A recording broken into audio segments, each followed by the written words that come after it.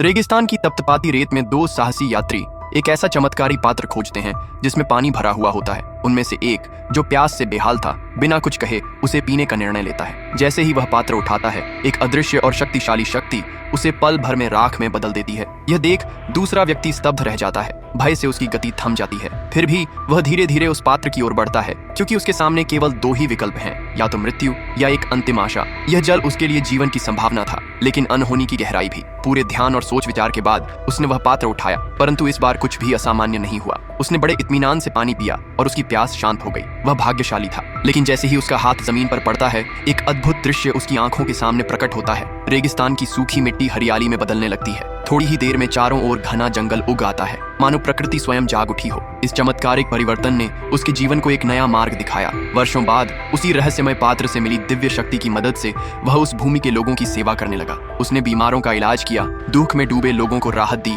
और अपने जीवन के सच्चे प्यार से भी मिला। पर एक नई चुनौती उसका इंतजार कर रही थी। जानने के लिए पार्ट 2 कमेंट करें।